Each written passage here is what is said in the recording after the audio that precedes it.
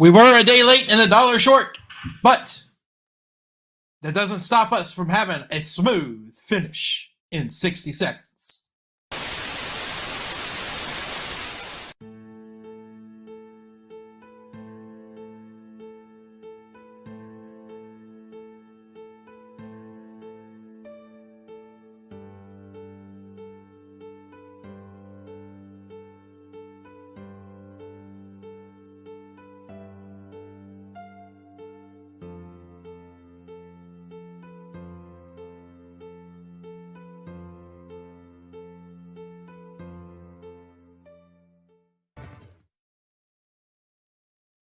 This is the W2 Report with Sanji Homura.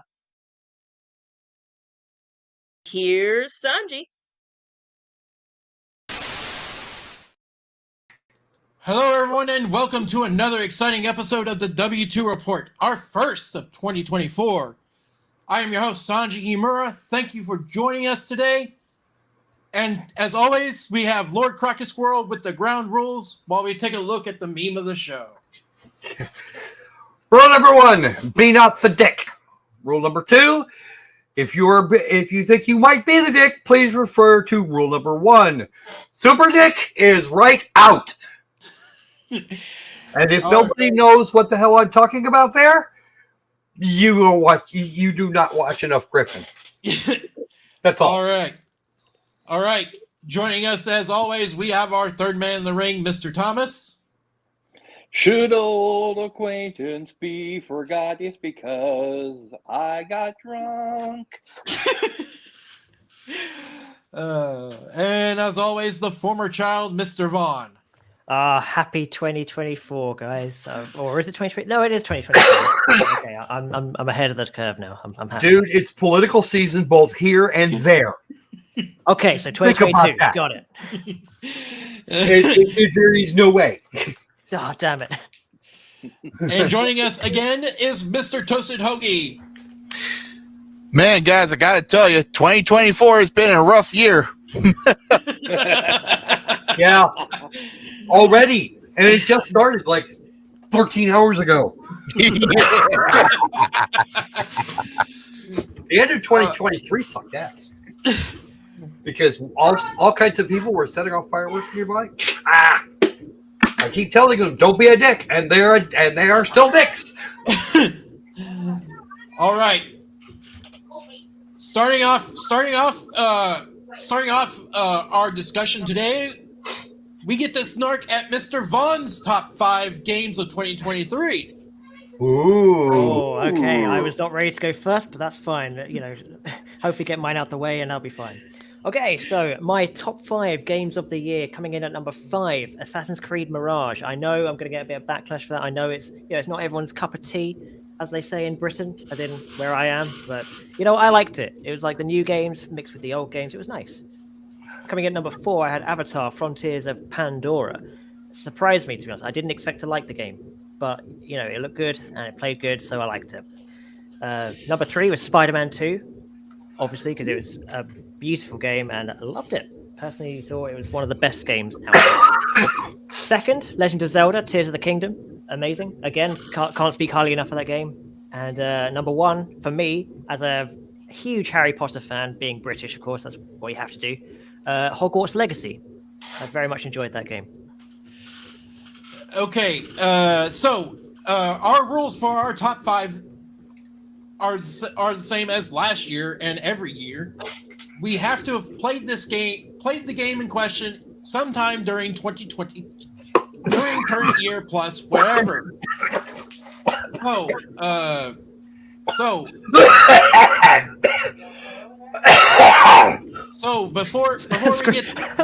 before we get started on our first story today. Girl, you really didn't like my list, did you?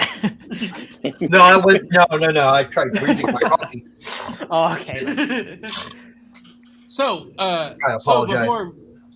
Before we even get to our first story today, in our 12th pack of stories that we missed in 2023,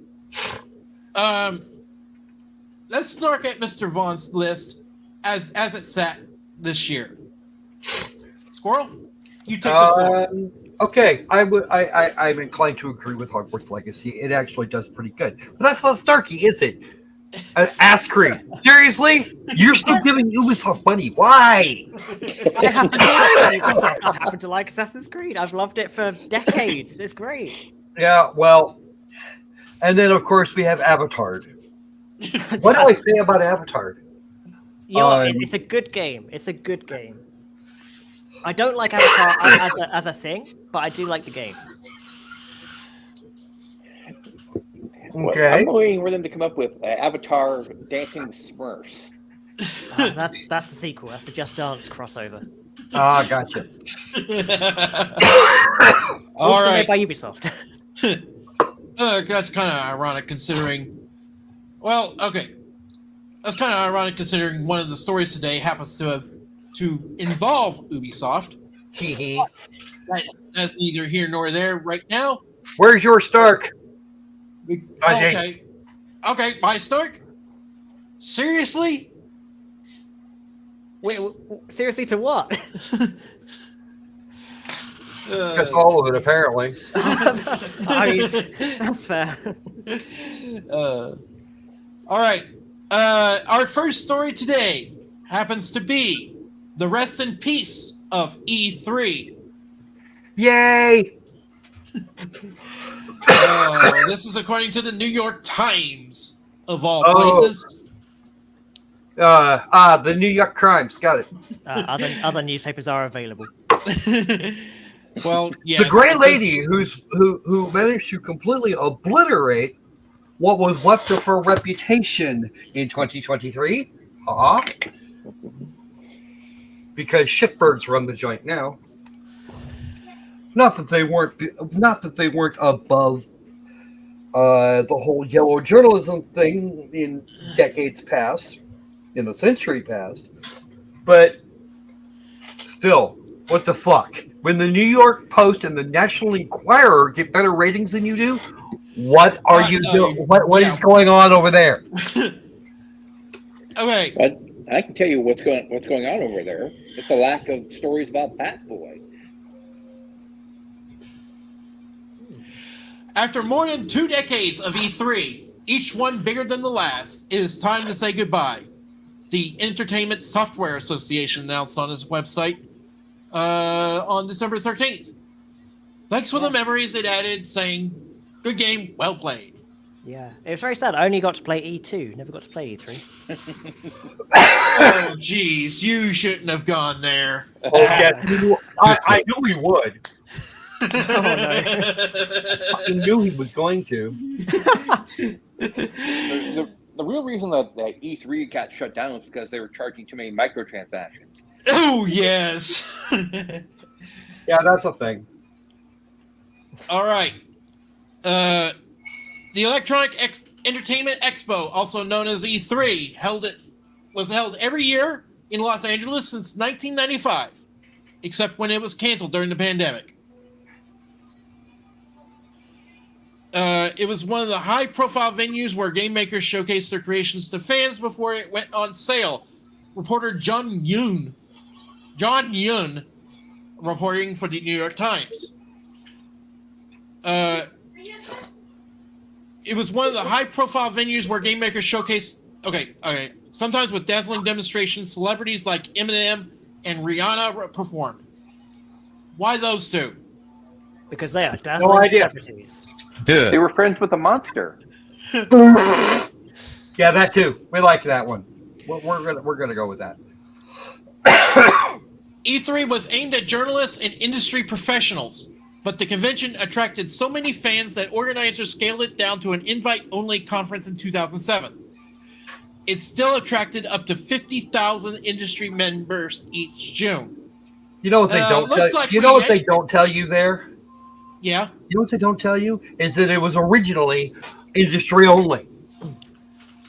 It's less than half of its lifetime was spent with the public actually being allowed to come visit.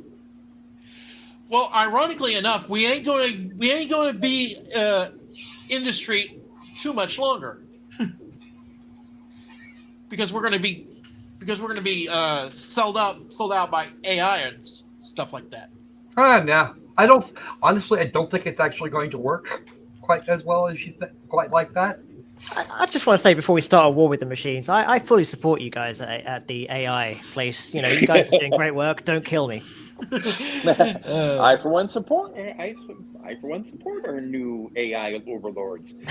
Yeah, as long as they make a line of Terminators modeled after me, I'm good. Yeah, All right. I'm not sure they want to do that, but that's okay. I'll do it. All right. E3 later faced competition from fan-focused conventions like Comic-Con, the Penny Arcade Expo, and Minecon that grew in popularity. It also lost partners including Sony and Nintendo, which reduced their presence and chose to reveal new games elsewhere. Players' habits have also shifted. Physical games with discs in boxes declined in popularity. Mobile games rose, overtaking PC gaming in revenue in 2016. The gaming business also shifted to digital distribution. During the pandemic, organizers canceled E3 in 2020, made it virtual in 2021, was canceled again in 2022, and never recovered.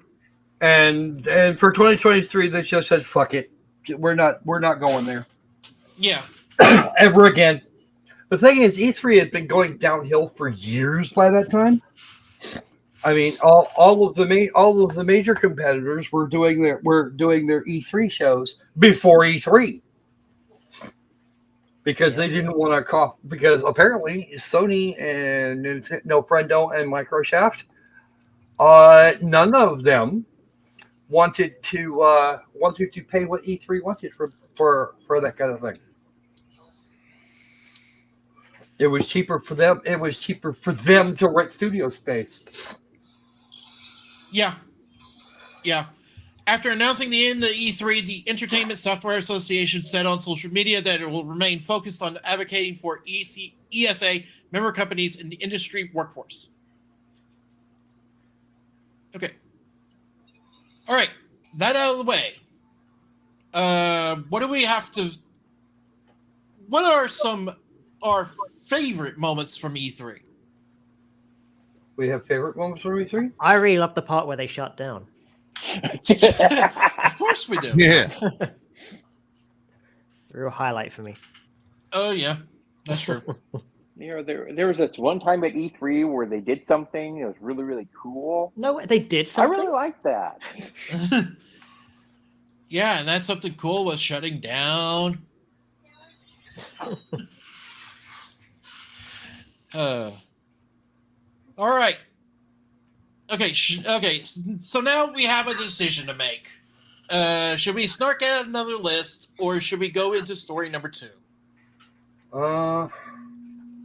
Another list. Another list. Whose list is next? Thomas's, I think.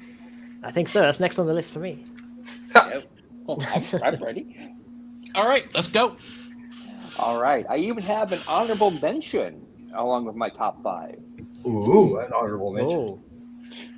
My honorable and I will say these are all console games because I was raised on consoles, so I'm not as much of a computer gamer as I am a console gamer. So you can snark at me for that all you want. We're working on it. We're working on fixing that. I keep bugging him to go get a proper computer. Not this Mac and Select shit that he seems that he seems to be doing, but a proper computer. All right, my guilty pleasure, Doug Flutie's Maximum Football 2020. Ooh. This is, I'll tell you the truth, this is a mess of a game. It's glitchy. The gameplay is very simplistic. The graphics are dated. The teams, since they couldn't get the NCAA endorsement, they could not use actual teams from the NCAA. But in spite of all that, I'm having a joy playing it. Sure, the gameplay is not as fast as your Madden, but it is something a little quirky about it, and I thoroughly enjoy it, and I'm going to keep playing it. Now for my Now for my top 5 in real.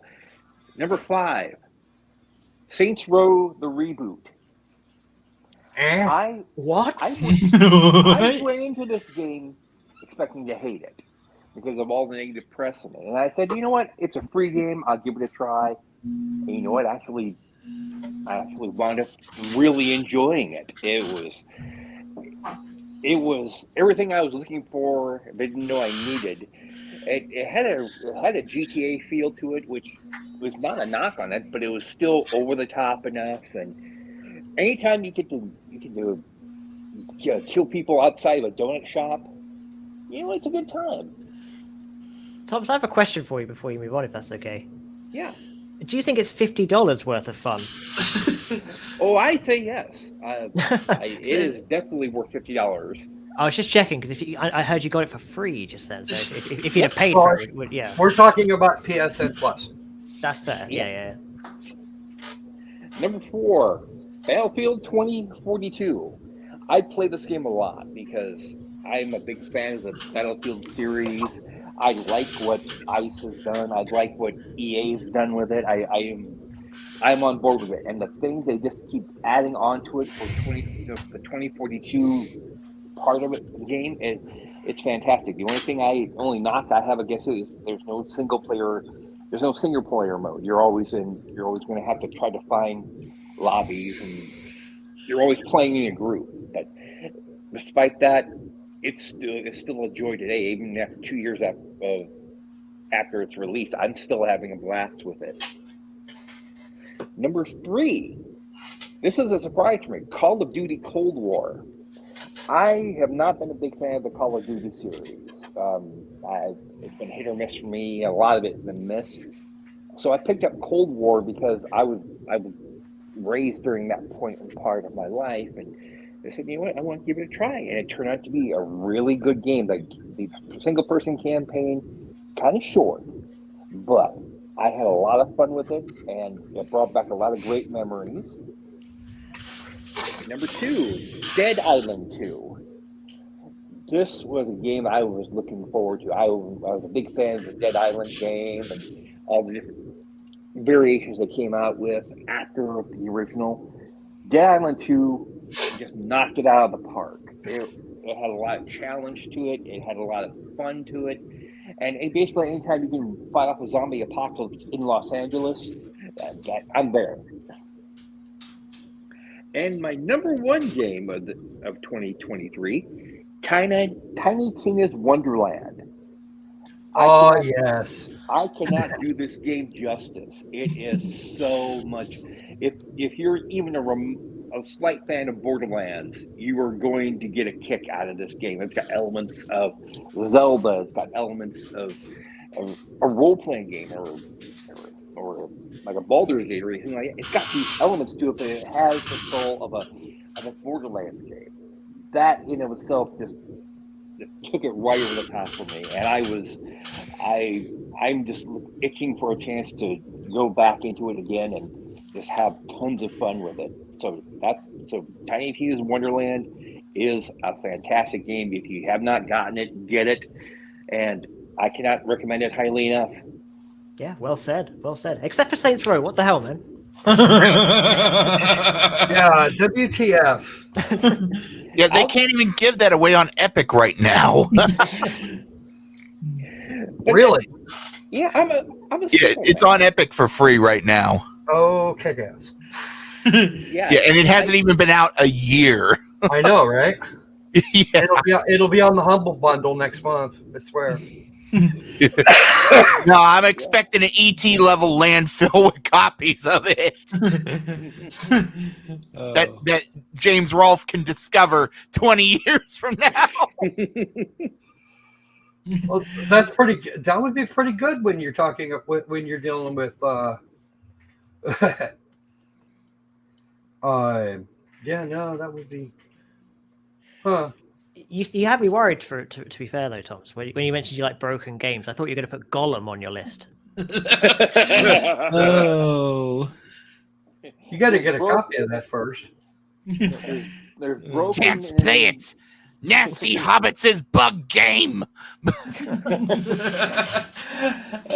there's broken, and then there's unplayable. Yes. I have heard good things about that. No. Unfortunately, our second story happens to involve PlayStation. And Ubi shit, probably. Actually, no, it would be Warner Discovery. Yes. Mind you, there's an update to that. Yes, mind you, there is an update to this story, but the original story, as of last week, was that not only were you not allowed to buy Warner Discovery videos due to licensing agreements, but we're going to take what you bought, according to Sony, anyway. What I think happened is it made Sony look like a freaking bad guy in this whole situation. But it takes two to tango, as they say. So what do you guys think about Warner being a butt and wanting more money from PlayStation on keeping their videos available for customers? Okay, first off, this isn't necessarily Sony's problem. If Warner Discovery said you can't even have that shit on your servers anymore, then what is Sony to do? Answer: nothing. All they can really do is listen to everybody bitch at them for a year, or 10, or 20, or 50. But that did bring a lesson to that was a lesson to everybody. If you're doing the digital only thing, sooner or later those servers will go, or that content will be made unavailable, and yeah, you spent a bunch of money for nothing. Invest in physical copies. Physical copies when possible, yes. See, but then there's the flip side. Sony and Warner bitches. The Warner bitches disco came to some sort of an agreement. I'm not sure exactly how they were doing that. I think maybe some of the people decided that, oh wow, why are we bitching at Sony when it's Warner that's responsible? Let's go bitch at them now. What I was recommending on X.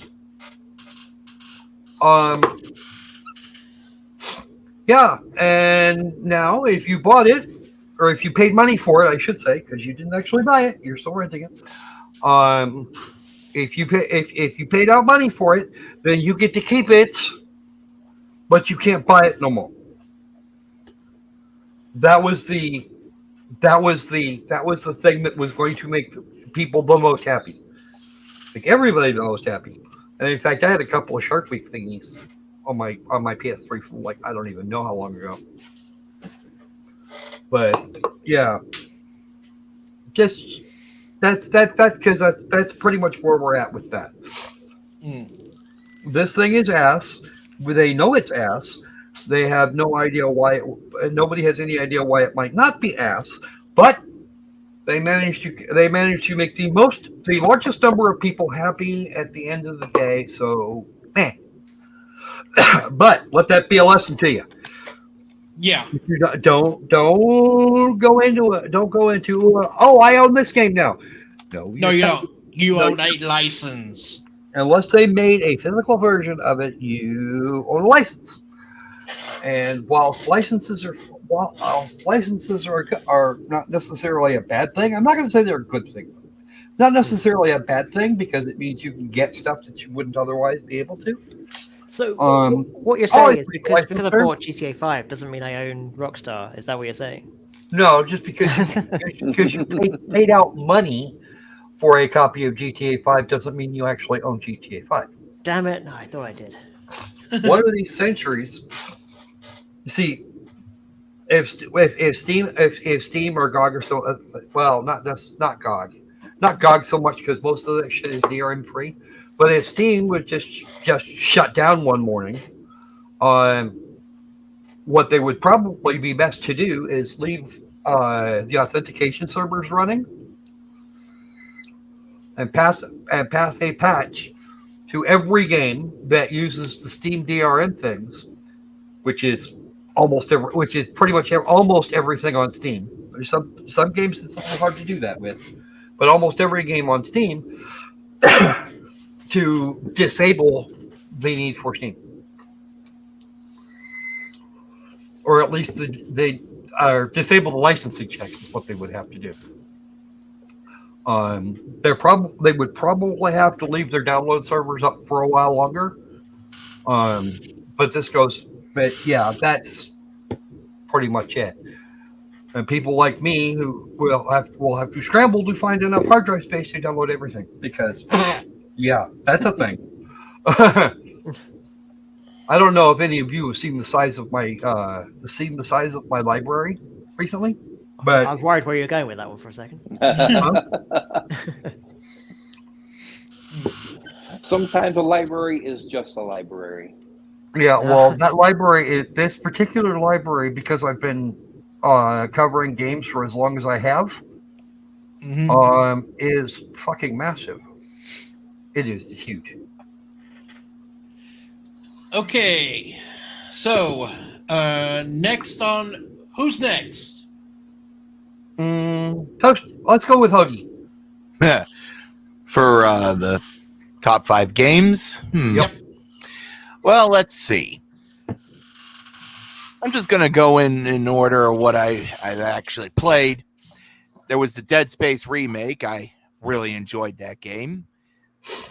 It needed a few extras in certain areas, and I still say they missed an opportunity for a great joke with the whole bathroom thing. They could have put they were trying to do the whole inclusion thing with it, and I'm saying they should have had a tentacly guy up there. It's like men's, women's, aliens. They missed out. They missed out on a joke opportunity. I agree. They missed that. They missed the boat on that one. The boat left. They worked on the boat. Overall, it's a good remake. I actually really like it. And of course, there's Gravity Circuit, which came out, like half a year ago, maybe. It's kind of like a mix of Mega Man X and some other titles, and it's actually really fun. Kind of hard for my old hands to, get used to with the rapid amount of movement, but still pretty good. Let's see. Of course, there's Vampire Survivors. Love that game. Stupid fun. And it's actually really good. I agree with the stupid part. Let's see. What else? Of course, there's Armored Core 6. Love that game. I didn't play as much of it as maybe I wanted to. Let's see. Death Must Die is another good one. Ironically, it's on Steam for only $7. Huh. But it's like a mix of Diablo 2, Hades, and another game. I'm forgetting what off the top of my head, but it's actually really fun. And of course, RoboCop Rogue City, which I heard good things about that game. Yeah, I just picked it up not a couple days ago, and oh my god, it is probably the best franchise tie-in game I've ever played. The attention to detail throughout is just amazing. I mean, the way they got RoboCop moving and talking and acting, and the scenery, and thank God they ignored the canon of RoboCop 3. They didn't actually. They put this game between RoboCop 2 and 3. Yeah. And I'm So thankful they for didn't that have to because- use therefore they didn't have to use the cannon for RoboCop 3. This just kind of fits seamlessly. Yes, but super little hacker girl hasn't shown up, and neither has the cyborg ninjas. And I am very thankful for that because RoboCop 3 sucked. Yeah, it was. That was not the best. That was not the best. Yeah, but this game is actually very, very good. I was having a complete nerd out while playing it. And, I highly recommend it. I'm not even that far into the game, and I highly recommend it. Do you reckon they'll do the same thing for the Rambo franchise since they own that one too, right? Rambo? No, yeah, Rambo. Don't they have the? Didn't they do the last game for Rambo? I feel like it didn't go very well, but I feel like this is like their turning point, is what I heard. Yeah, I think so too. I think there was a Rambo game a couple years ago. And Yeah, I think it's that one. And they really botched it, as I recall. Yeah, that's it. Yeah, they've come a long way. Yeah, they did come a long way, and I would have to agree. RoboCop Rogue City gets a rare seal of approval from me, even though I never played it. Mainly because I don't have the PC hardware to support that game. I keep telling you to replace that 970, dude. Yeah, you did. Yeah. Well, But it's definitely a game you should pick up if you're a fan of RoboCop. You're going to enjoy it. yeah, I definitely will. What I will not enjoy is Starfield. On the other hand, Ooh, buddy. that provided that provided a perfect segue into our third story this week. Reviews got a little dicey at the end of the year on Starfield, mainly because at the time, Bethesda replying to negative reviews on Starfield. We just so happen to have 3 choice reviews for your consideration today. And let's bring them up on stage now. Now, this negative review happens to say, I played 75 hours because I needed the dopamine fix. Looking back, it is a boring story in a boring world. I also cannot get over the one mission I thought would be awesome. Finding a ship launched from Earth 200 years earlier with the offspring of the original crew finally finding humanity. And they have the same computers with the same operating system on their ship as the rest of the universe. Why? Yeah, that was a thing.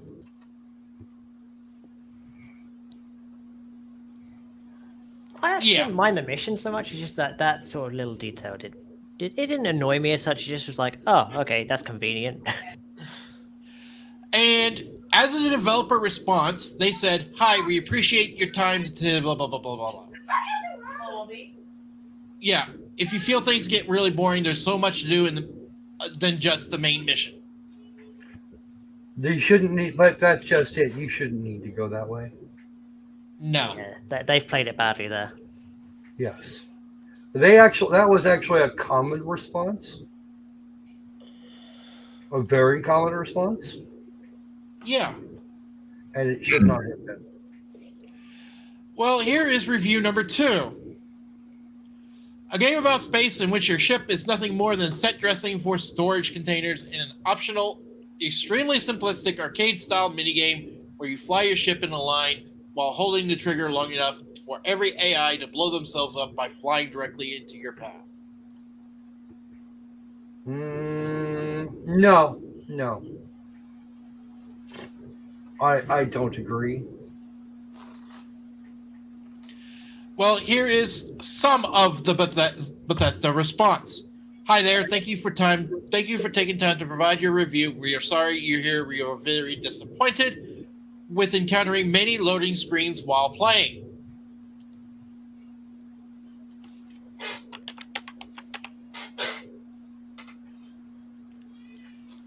Here is review number 3. Boring, empty, soulless, unpleasant to play. Todd told me I would be exploring space, not fast travel menus. Yeah.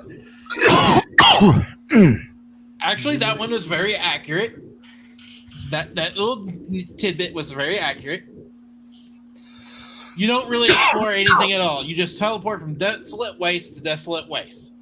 Then your spaceship sets down a 15-minute walk from copy and paste POI that you've been to fetch quested towards. Every chump Space Bandit has 3 health bars.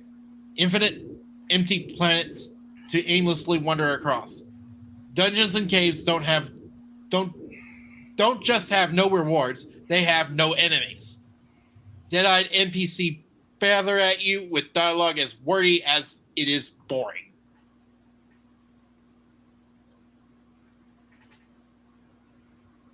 So how do they really feel? Well, here is the response from Bethesda. Greetings. We thank you for taking your time to leave a review for Starfield. We can understand your frustration with fast travel making the universe feel much smaller. Well, they do say it's a small world out there. Yeah, That's they true. can kind of say that, but at the same time, That only the applies to amount of planet fast Earth. travel involved is kind of high. I mean, it's not like Elite Dangerous where you could like point your silly ass at a planet and just go. Yeah. And that's probably what these people are most concerned about.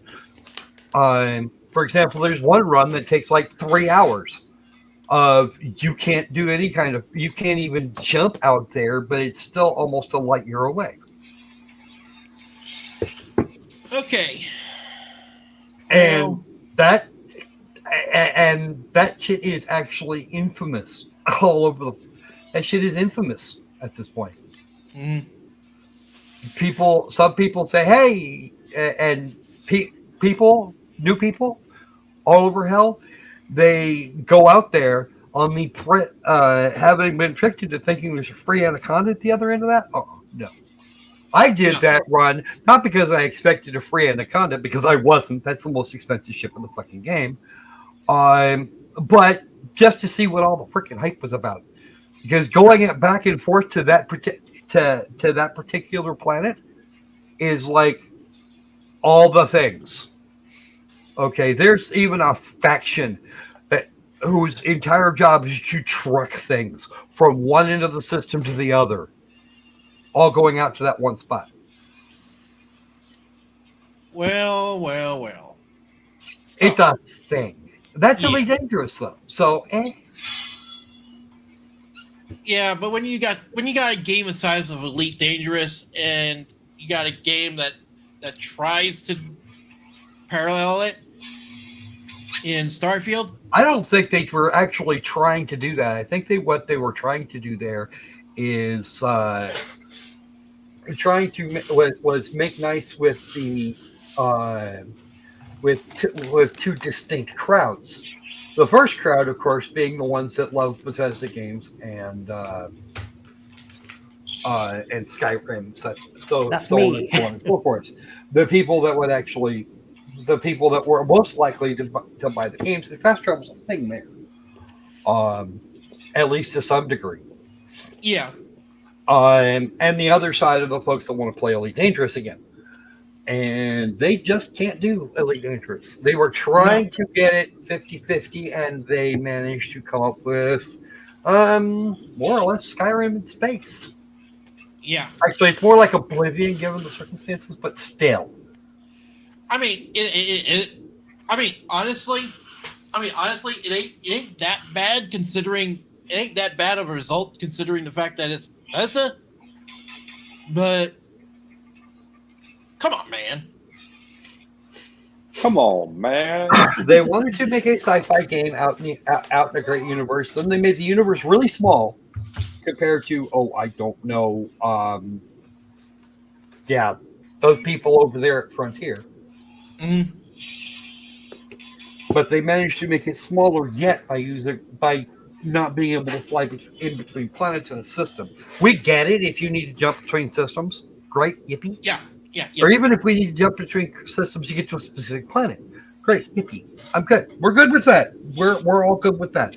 But if you've got a planet and its moon, I expect to be able to go over there and then head for the surface and then the ship lands. That would be good. Yeah. I would like that. All right. Who's next on our top 5? You Oh boy. do Here it. comes some Ow! fireworks. Here comes some fireworks. All right. Honorable mention of The Outer Worlds. Yeah. Ooh. Good. I think this one was a little something that Starfield had should have been done. Except the Outer Worlds was even smaller. To be completely fair to Oblivion, the developers of this game, That's not the name. Try it again. Oblivion is the Elder Scrolls 4. You mean Obsidian? Obsidian. Yes. Yeah, that's it. There you go. To be fair to Obsidian, they were trying to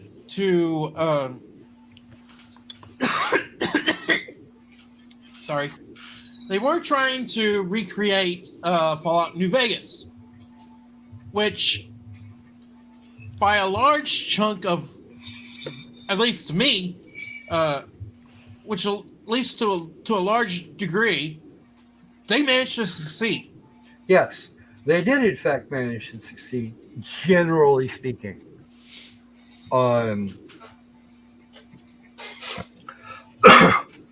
New Vegas in space, which is the way I was hearing it being described at the time.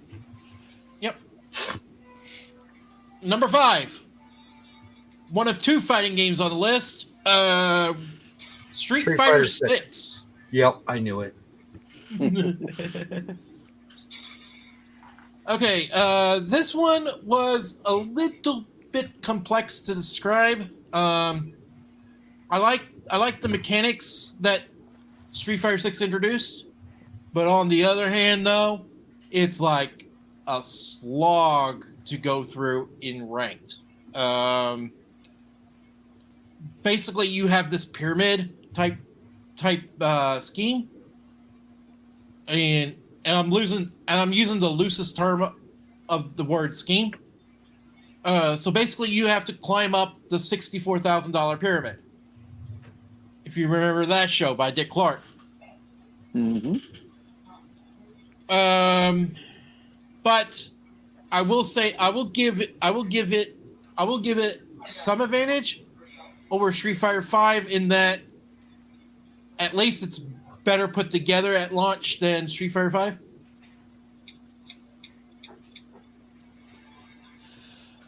Number 4 would be Gran Turismo 7. Cars go fast. That's enough. And they make left turn. And they make left and right turns. That's enough. Number 3, Yu-Gi-Oh! Master Duel. Yeah.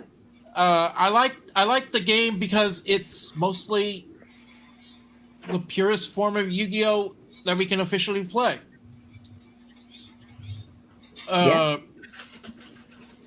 Number 2, Final Fantasy 12, the Zodiac Age. Ah, yes. Old favorites. Yes, this one's an oldie but a goodie, and a Final Fantasy game has made my list every year since we started this podcast, and this year will be no exception. And number 1 will be Tekken 7, the other fighting game on the list. That's what. Okay.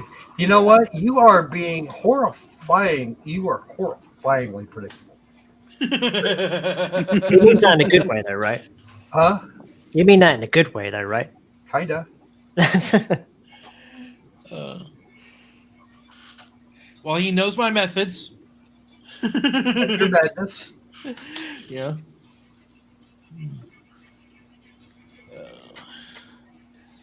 All right. We happen to have a visual aid to describe our third story. This one's about 11 seconds long, so I'll play it twice. Here we go.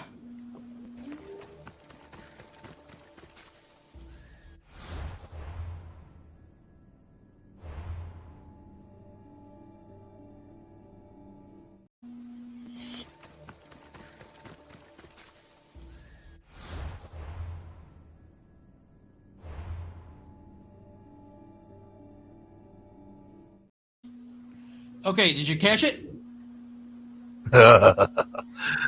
Oh, God.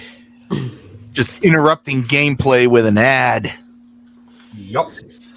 That's just nuts. It's not their best move, but I do get what they're going for. Yeah. Well, so do I, but that doesn't mean it's a good thing. Not necessarily, but to anyone who might not know it's Black Friday, maybe it's a good thing in that part. I don't know. I'm playing devil's advocate here. Okay. So, I don't think that devil needs an advocate. He already has one, I'm afraid. The British are well known for being devil's advocates. well, we also have Bobby Kotick, who just went out the door at Activision because of that. Yes. Good riddance to him. Good riddance to very, very, very poor rubbish. But still, advertisements in video games started a long ass time ago.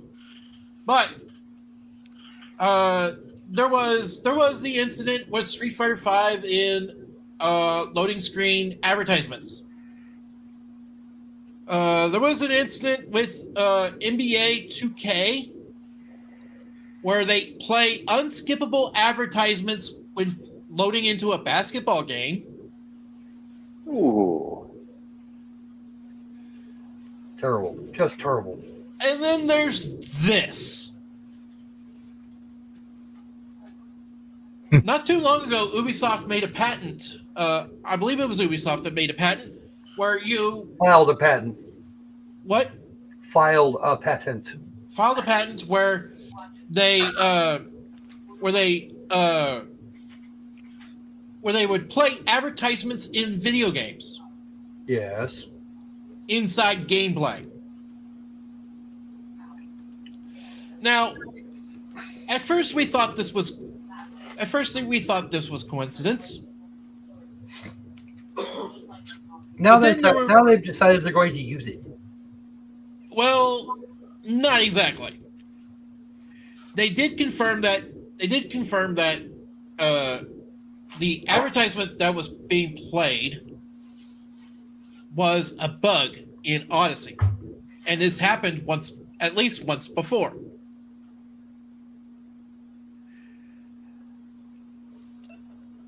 Well, let's just say I don't trust them as far as I can throw them. Who does?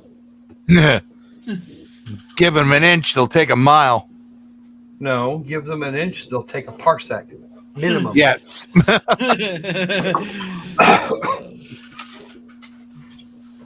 I'll never forget Star Wars mix-up with parsecs with Han Solo. No, that's Star Wars, dumbass.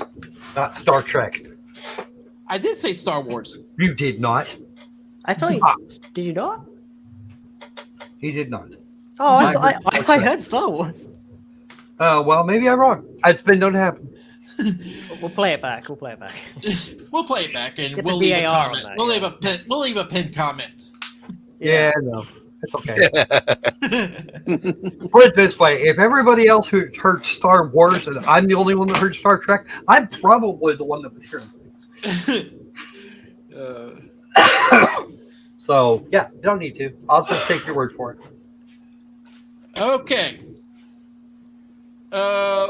Last one before our bottom five. What bottom five? Yeah, what bottom five? Yeah, exactly.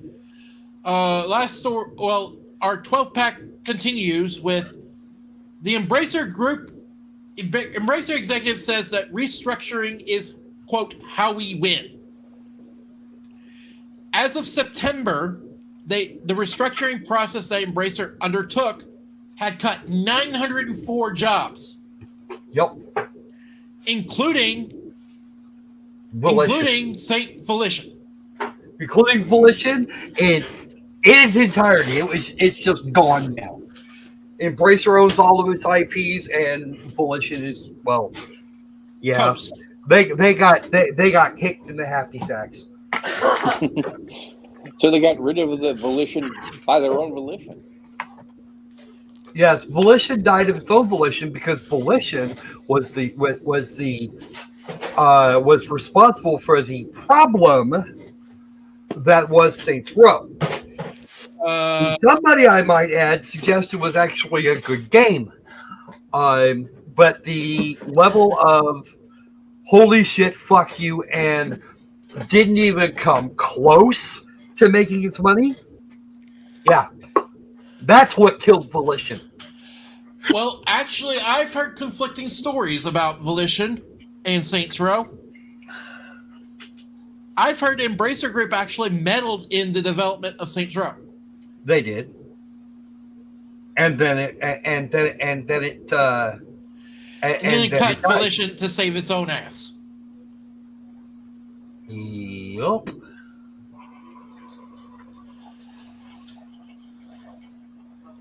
The person who said that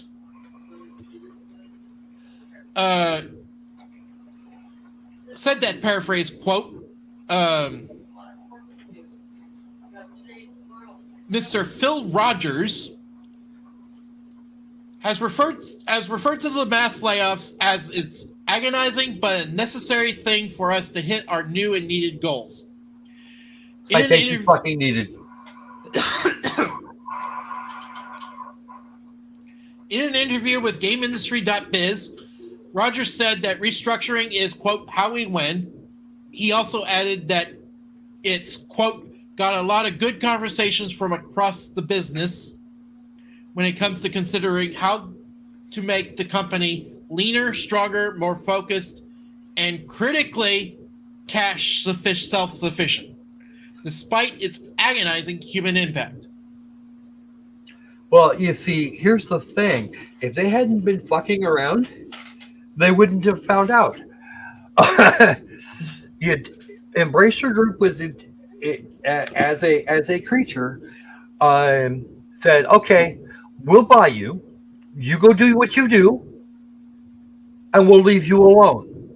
Only that they didn't leave them. Only then that didn't happen because they were actually ESG funded. They fucked around. They found out.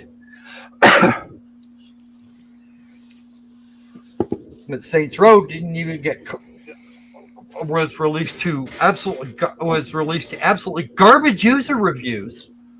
And who were they paying attention to? The twerps at Shitaku? No, they're not. Or the users on Steam that are going, I paid for this, I refunded it because holy shit, what the fuck? This is not Saints Row. It just wasn't Saints Row at all. Okay. So there. It's worth noting that in Embracer's published on November 16th financial report, it confirmed that as of September 30th, 2023, that the restructuring program had cut around 5% of Embracer's workforce. Yep.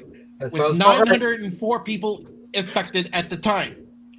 Infected, yes, I like that. From an external perspective, you can't help but wonder if that can be considered winning. In the same report, it was stated that restructuring is expected to continue through the end of the current fiscal year, and to reduce the capex. In March, I think. Yes. And to reduce capex to a run rate of around SEK 5 billion, approximately 477 million. That's about right. Because of course we all like our sex, right? The Swedish kroner is actually pronounced SEK, and the plural of that would be sex.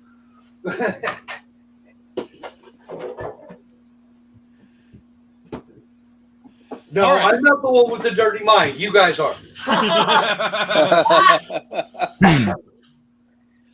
All right. Okay, so some of those affected include a number of staff within Crystal Dynamics, best known for Tomb Raider and Gex series. Crystal Dynamics / Eidos. Yep. As well as Likely. Saints Row Volition, as well as the aforementioned Volition games, which were shut down in August.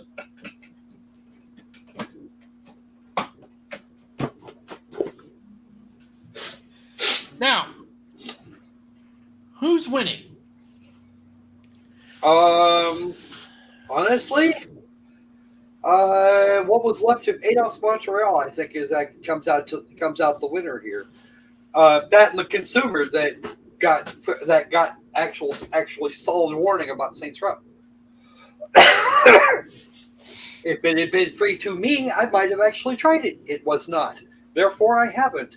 Right now on Epic, the game usually retails at $29.99 compared to its original $60 out. I think $60 asking price, and is currently on sale for $13.49.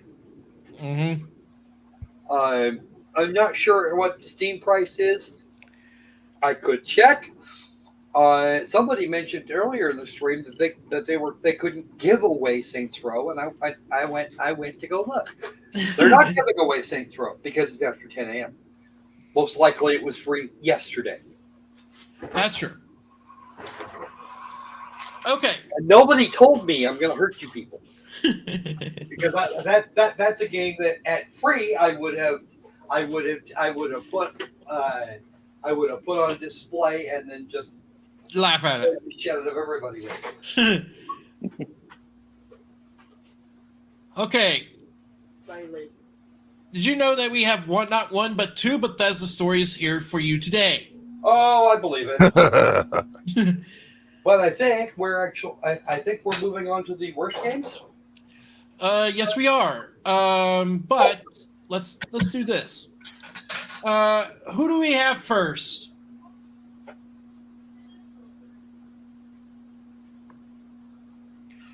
Who's first? Who's first for what? The worst games. Reverse order. The reverse order y'all went in. So we'll start with Sanji. All right. Let's see here. I haven't played too many terrible games, but I have. Okay, that's fair.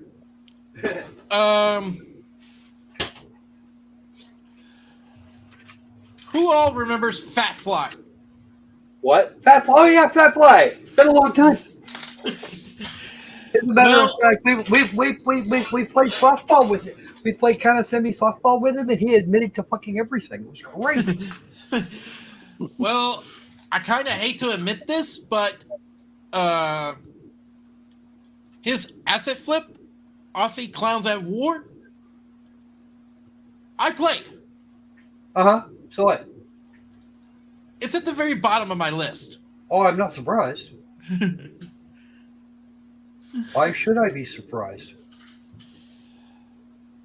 All right. So that is worst as far as you're concerned. Yep. Number two on my worst list happens to be Task Force. Task Force. I'm still not banned from that game, by the way. What? I'm still not banned from that game, by the way. Wow. How did we pull that? How did you pull that off? I have no idea. Maybe you should get one. Okay. All right. Next on the list.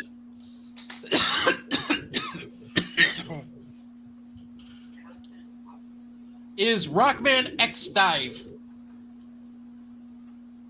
Cash grab by Capcom. Enough needs to be said.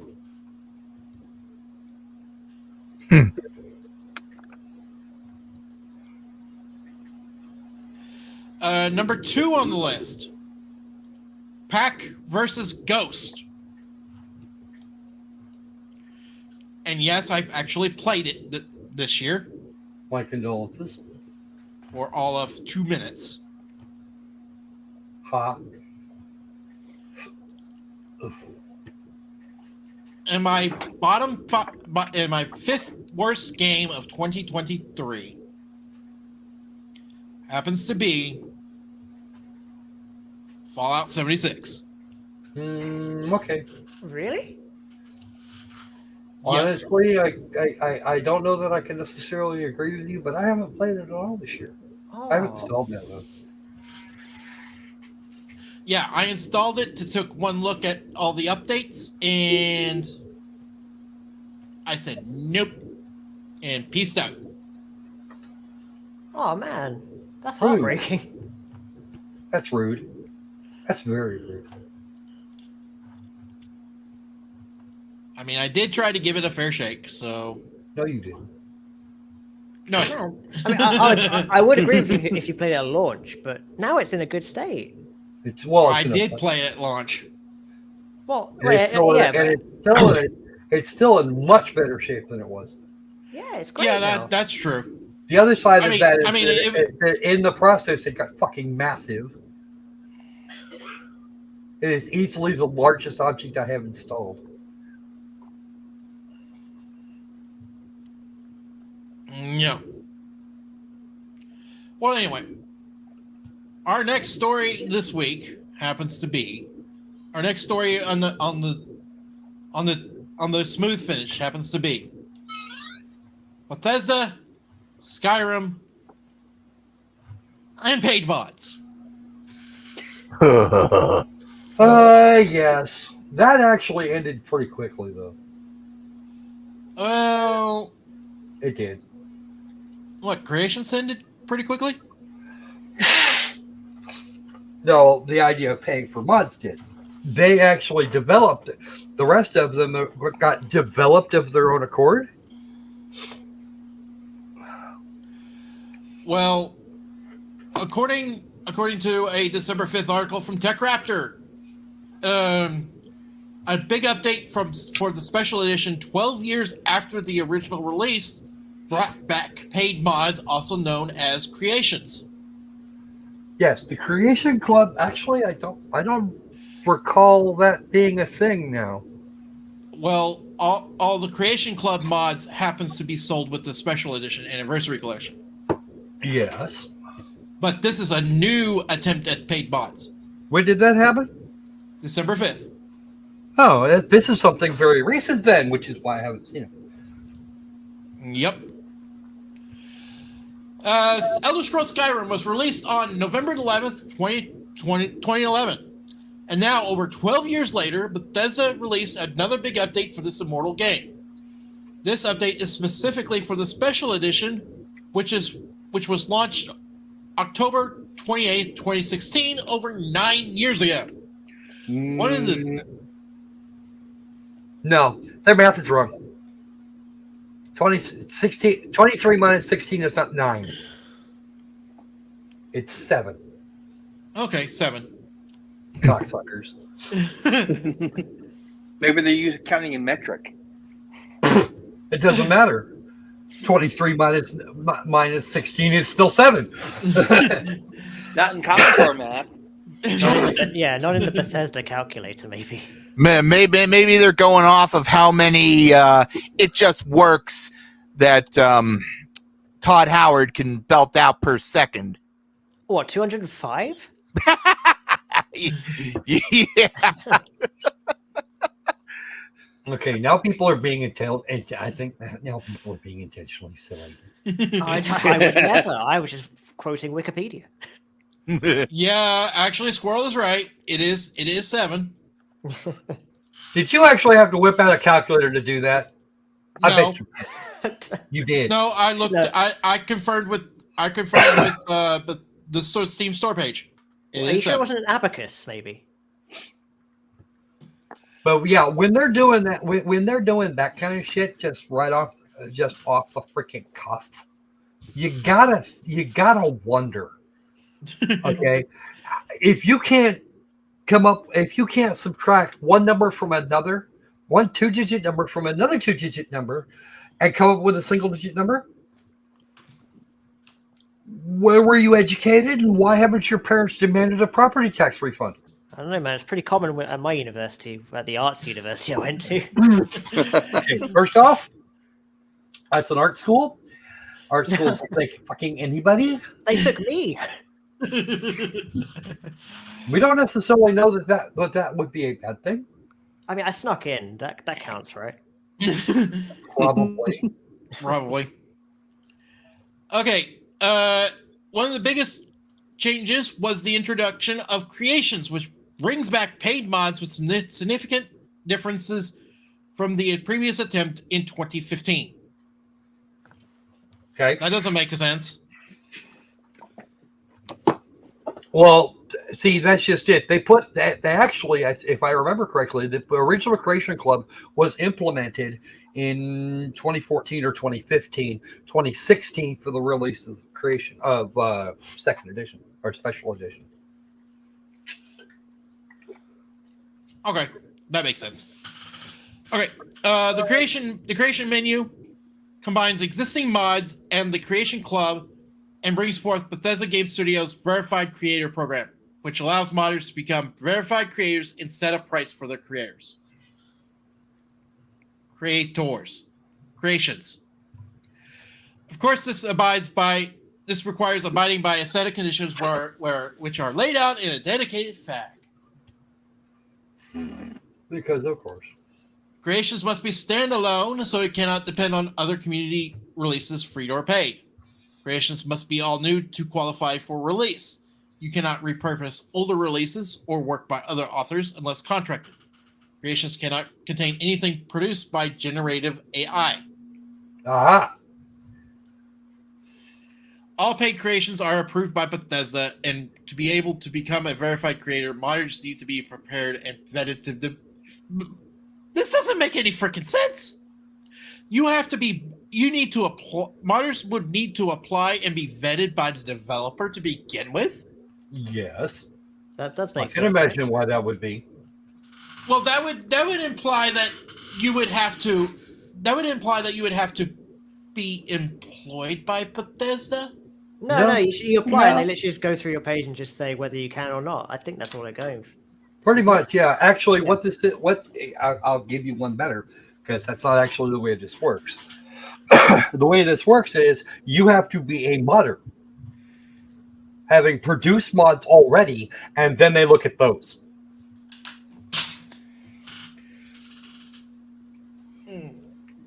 Whether or not you've actually got anything sorted out that way is completely aside. The main difference between the previous Creation Club is that now modders are basically freelancers and working on their own and earning royalties from their mods directly instead of contractors being paid by Bethesda. Mm-hmm. I think this is a tax dodge, basically. No. I don't think Freelancers, that's always been a thing. Well, I mean, freelancers, yes, that's always been a thing. Contractors, yes, that's always been a thing. But modders becoming freelancers, modders becoming contractors, that does not compute. I don't know, man. It seems legit to me. I could be wrong though, but Yeah, I don't think it's a tax dodge as much as it might be a way to get out of having to pay things like health insurance. Oh, okay, that is fair. I would not be surprised if Bethesda's got something else up their sleeve they're trying to slip in and using this as a pretext for it. I don't think Todd Howard's quite that bright. No. You don't have to be very bright to try something stupid. Well, actually, to be honest with you, I don't think this is Todd Howard's call. Probably not. It's probably the call would probably be coming from Microsoft. yeah. It can't be from Todd Howard because this looks like it actually works. Oh, because as TechRaptor noted, this system is very familiar to the official marketplace that has been extremely successful in Microsoft Flight Simulator. Due to the way that the system is set up, fans should likely not worry as free mods are not going anywhere. Yeah. I mean, with that being said, I kind of think it's not too bad of a thing. It doesn't seem awful. Well, on paper, paid mods, I think modders should be paid for their work. Yeah. But on the other hand, though,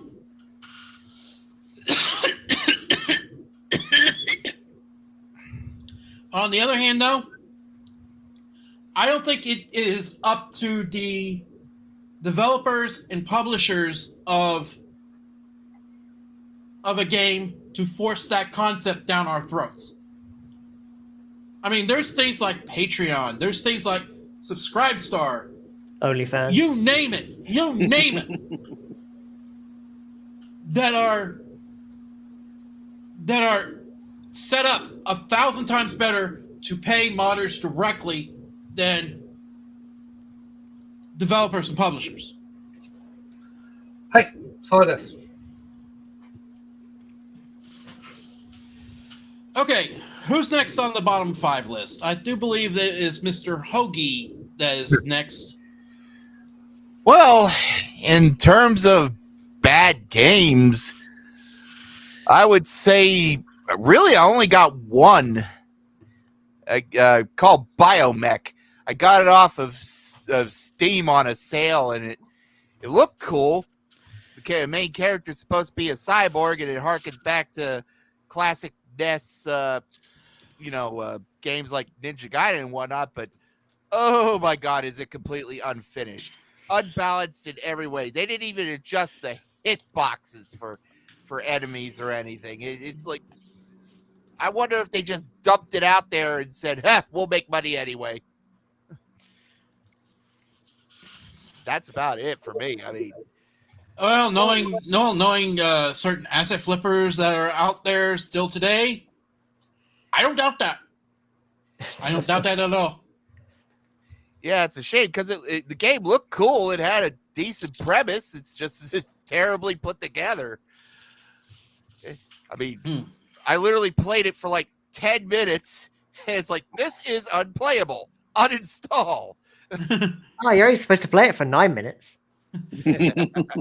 Well, I had to give it a fair shake.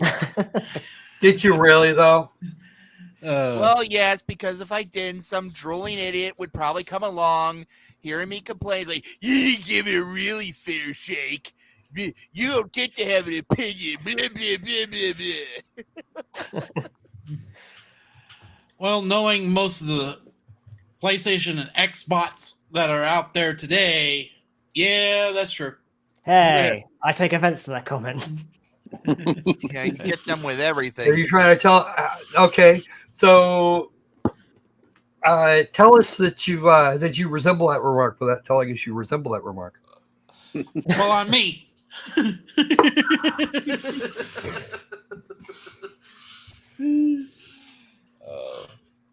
Yeah, that's about the only really bad game I've actually played. I mean, You got to have some that you weren't just fond of. Some others you weren't very fond of. You don't have. It doesn't have to be truly bad. Just the worst games you've played. There's a difference. well, that's the Doesn't thing. mean the game is necessarily bad. Most of the games I've played have been pretty good. It's just, that one's the outlier. I mean, like, I completely avoided the Saints Row reboot. I saw the crap fest that was coming with that, and I had no hopes for Starfield. Not that I was interested in it to begin with, but then, so basically I dodged a lot of bullets. I was just Matrix dodging that stuff. Aren't we all? Buy our game. No. Buy this game. No. We're going to catch you sooner or later. Bullshit, you will. Speaking of, Holy, I've got a game you might like to try. I heard that line before. Damn it! Someone beat me to it. All right. Our next story this week. ChatGPT was used to write the Golem apology. It is alleged. Do you know what? They should have probably just written the whole game with it. It might have been better. Oh, that's true. But They then it should've- wouldn't be copyrightable. Yeah, true. They probably should have programmed the whole game with Chat GPT at this point.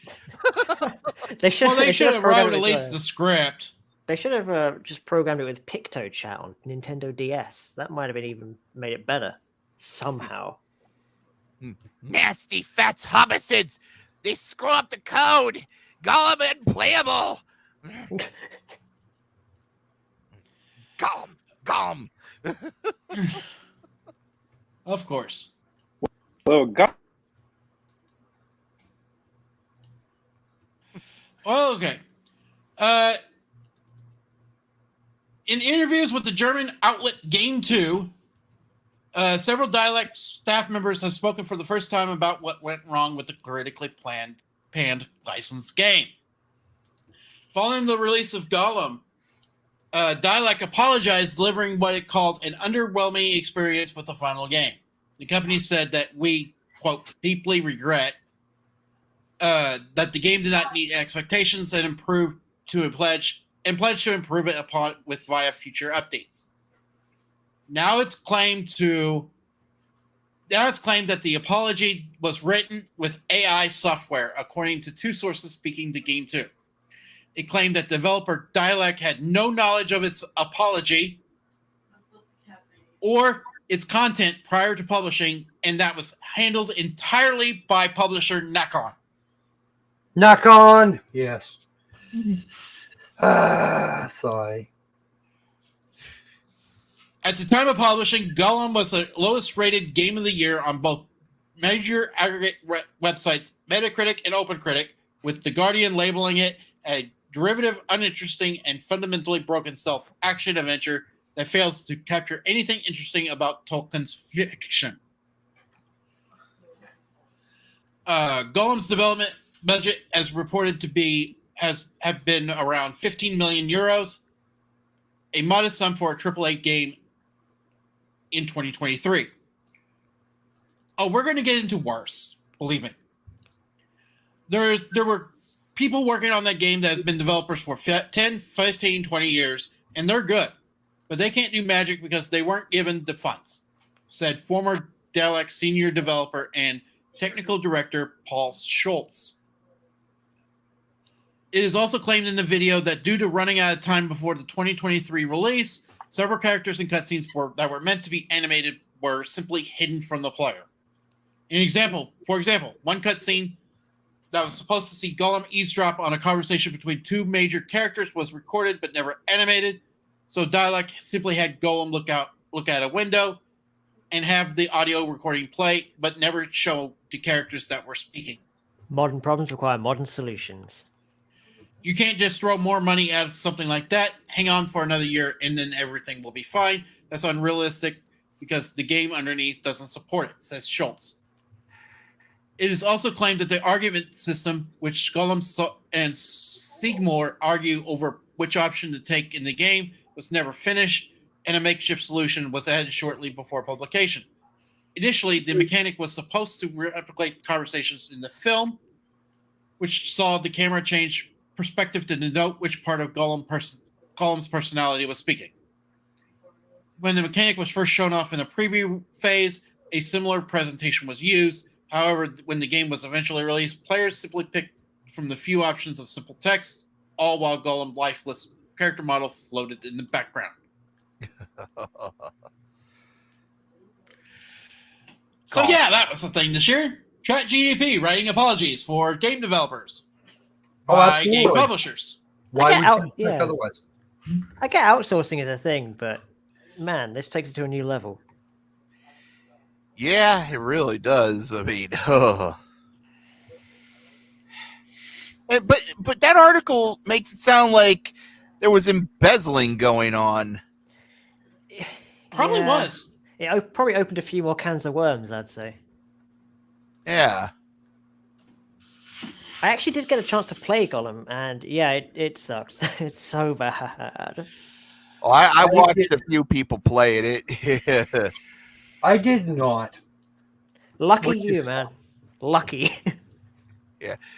Yeah, I'm subscribed to a guy, Kevin DeWitt, and he's been playing a lot of these really bad games, so nobody else has to.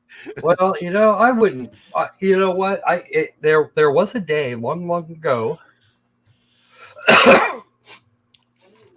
in which in which I played almost nothing but trash games, and I'm debating on whether or not to go back to it.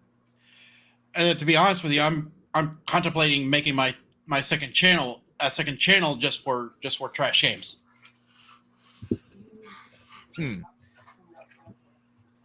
I mean, because Thou shalt wait until I've decided whether or not I'm going to do that.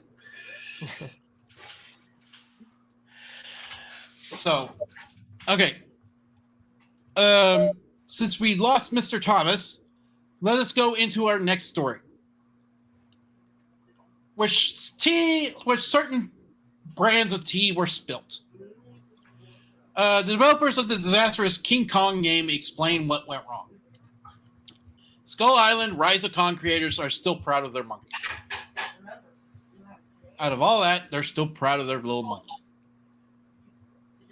They're in denial, man. We talk a lot about the candidates for the worst. This is Gloria Levine reporting. We talk about a lot of candidates for the worst game of the year award, but what about the worst experience we've seen in 2023?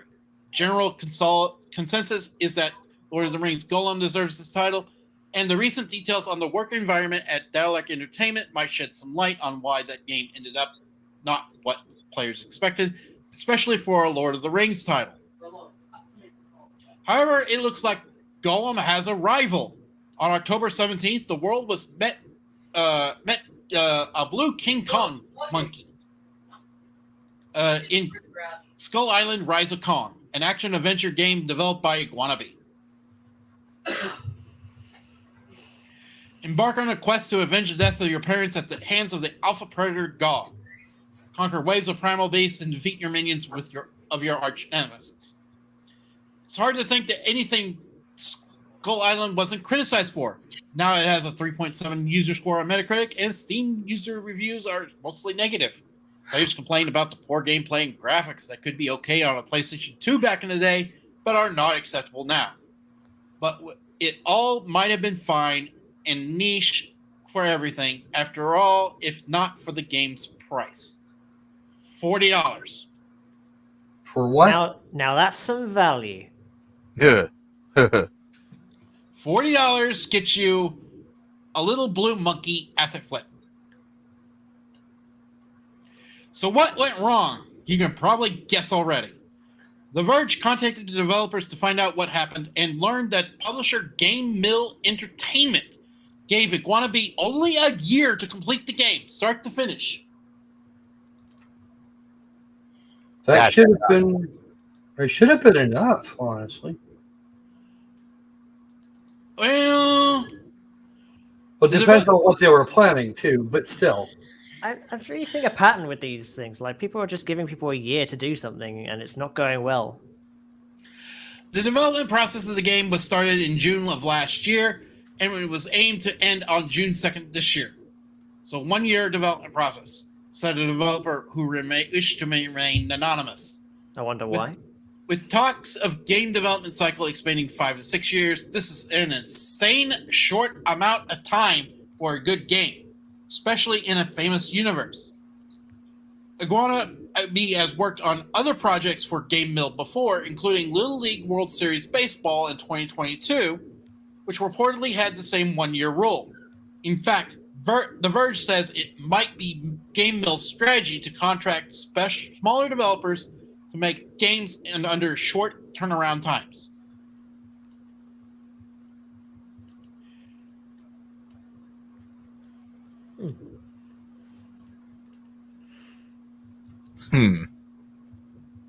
Quote, it was very common for us to not be provided all the details about the project, said a former wannabe developer who did not work on Skull Island but other Game Mill published games, which was quite frustrating when working because we had to improvise with limited information we had on hand. They added that there would not be enough funding to sometimes even keep experienced employees in the project. What made Skull Island development even harder was that the number of people working on it. According to sources, it was made from scratch from anywhere between 2 and 20 people working on it at a time. Naturally, with such a limited workforce, 1 year was not enough. The crunch was really set in motion in February. He was on autopilot by the end of February because all hope was lost. Despite the hardship and, yeah, they're still proud of a monkey. Now, How are they proud of the monkey? I have questions. I have questions too because according to sources, I won't name them because I can't remember them off the top of my head. But I will link the necessary video in the pinned comment. But according to sources, they were using Unity, Unreal Engine assets. But Unity is known for its quality. Oh yeah, that's true.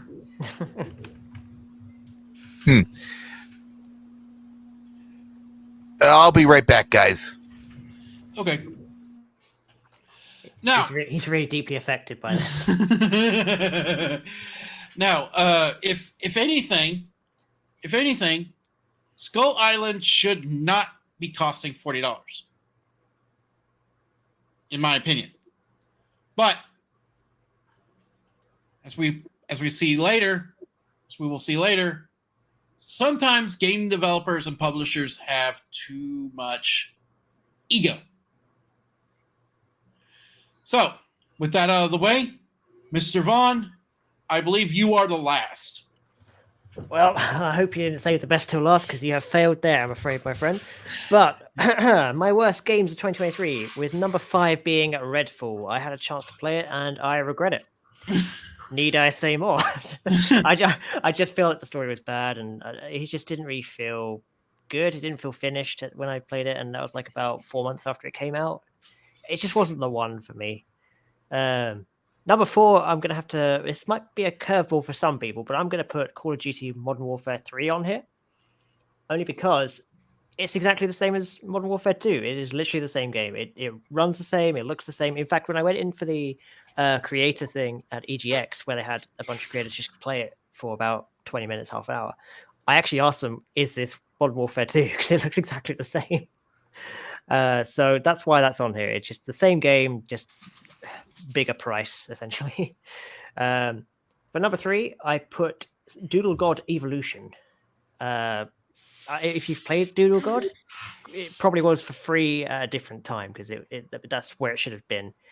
It's a mobile game that should just remain free, and it's just been basically they're charging like, I think in the UK it's £7, which I think it might be a bit cheaper in the US. I might be wrong. It's not great either way, so that's why it's on here. It's just dull, boring, and not worth the price. Number 2, I had the Elder Scrolls Blades. I know I feel bad putting an Elder Scrolls on here, but Blades just was not the one. It's Oh no, go for it! I saw that. I tried that game a couple of years back. Yeah, I finally got around to it this year. Regret it. It took up too much space on my Switch, and will never go back to it again.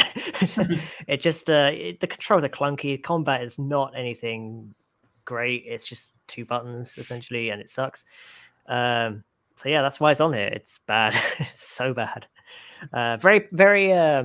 They do charge like for premium currency as well, which is there's just no need in an Elder Scrolls game, but they do it anyway. So here we are. And yeah, number 1, I played Gollum for a while, so it's going on there. Well, that's a fair assessment. Anyone right. Feel free to snark at that list. They can if they like. Actually, no, we're good. Okay, good, excellent. Yes. Right. Our next 2 stories happen to be tied together. Ooh.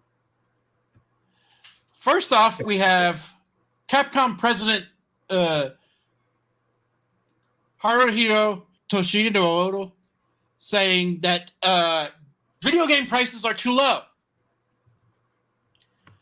Then we have Forbes quoting Take-Two CEO Strauss Zelnick that games should be theoretically be priced at dollars per hour.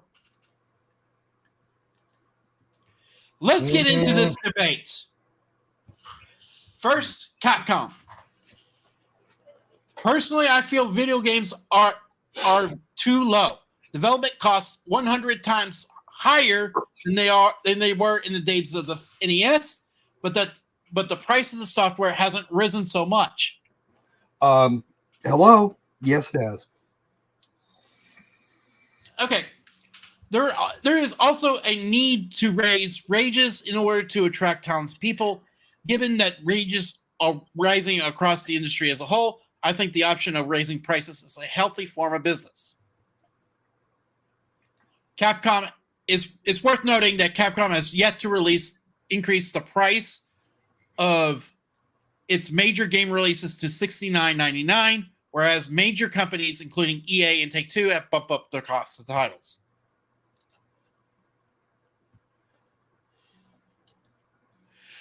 Elsewhere, he added that he doesn't feel video game sales are being affected by the current economic climate. Business confidence and high prices have little to do with the game industry. Excuse me? Yeah, you people are idiots. Just as the recession doesn't stop people from going to the cinema or going to their favorite artist's concert, high-quality games will continue to sell well. Even during the Lehman Brothers collapse, games sold well. Okay. Games will always sell well because you can buy most of them. You can buy once and not have to worry about ever again. Mm-hmm. And that's just the way it is. That's the way it has always been. Shall we take a look at the West, shall we? GTA's publisher says video games should be theoretically be priced at dollars per hour. Okay. See, here's the problem. Here's the problem with that. If you're talking about a Call of Duty game, it's difficult to predict who's going to play on the multiplayer and how long they're going to do that. You've got microtransactions in multiplayer, but if you've only got a 6-hour story campaign, there's your lot. And I'm not paying $10 an hour for a Call of Duty game or a Battlefield game or anything else similar. And if you don't put in a story mode at all, I'm not playing your game, period. Get bent. Yep. But then your RPG players, some of them can finish it. Some of them can run through a game in, I don't know, Trails of Cold Steel 4 in 30 or 40 hours. But you're going to charge me 60 for it. You're going to charge me 60 to 70 for it anyway, aren't you, Nissan? 60 is actually usually it. And you have an amount of DLC which could seriously shorten time. But you're going to charge like twice the price if you want it all. So Yep. My little brain is in agreement with Jim Sterling from quite some time ago. $60 is the base price. That's what you get for the minimal experience. That's what you pay for the minimal experience. If you want more, you pay more. And you will do it. Because DLC is a thing. Microtransactions are a thing. Okay? If you want me to play, if you think I'm going to play multiplayer on any major game, because fuck that, then why are we doing it? Why are we doing it that way? Think about it. Yeah. Mr. Strauss Zelnick was quoted, who was paid $42.1 million in 2023. Anyway, told investors his views as his pricing philosophy for games. But since it can't actually be applicable, he thinks GTA was one of the best values on the market. Here's what he said. Quote, GTA 5. in terms of our pricing for any entertainment property, basically the algorithm is the value of the expected entertainment usage, which is to say that the per hour value times the number of expected hours plus the terminal value that is perceived by the customer in ownership if the title is owned rather than rented or subscribed to. Did any of that make any sense? Nope. Nope. All it sounds like is corporate greed to me. Yeah. Okay, because this actually there's a whole thing to unpack here. First off, how are you going to calculate the number of hours you expect to play?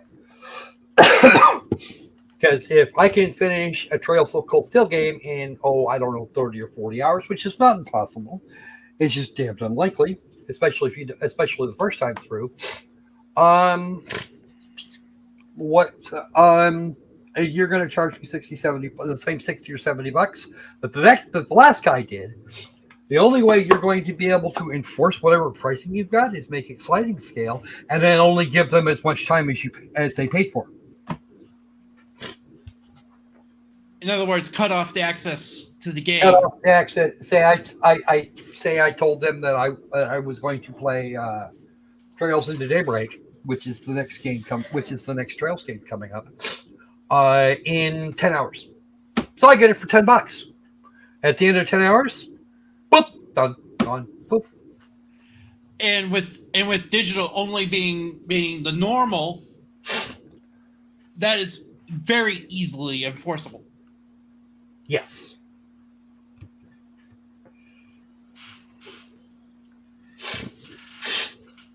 Well, I don't know who's the bigger loon here. They are. The CEOs who think that you have to pay dollars per hour of gameplay, or the fans who actually want it. I've seen polls all over X that suggests that will you pay $80 for a base game for GTA? Answer: no, I still wouldn't. Nope. So that's the correct answer. That's the correct answer, and that's what people were expecting. That's what I was expecting people to say. And they said yes. They said yes because they're stupid. Because they're stupid. Well, NPCs exist for a reason. I feel like I'd make a good NPC. No, you wouldn't. Oh, you okay. Okay. You will suck at it. Trust me. I don't know. I could say the same 3 or 4 things over and over again and walk around in a circle. It'd be great. Yeah, well, you'd also have to be keeping up with the current thing, whatever that happens to be. True. And you'd have to be downloading updates for your programming all the time. It depends what game. If not, then I don't have to download anything. I could just stand against a wall, like in Cyberpunk at the beginning. Is that before or after your frames go nuts and you're like embedded into the wall?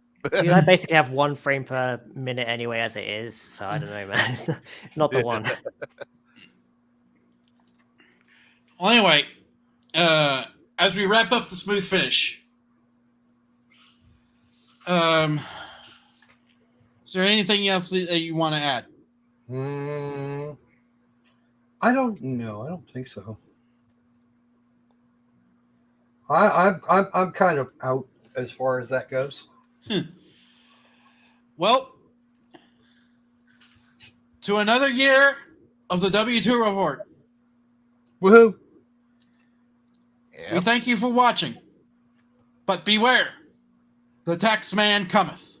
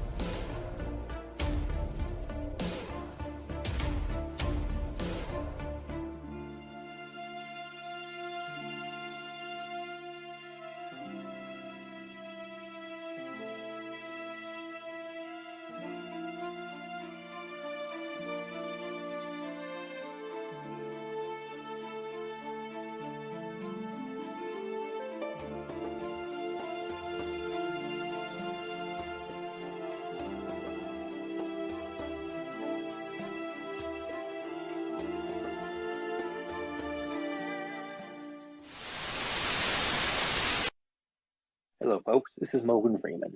This concludes our broadcast day. I'm Morgan Freeman. Good night.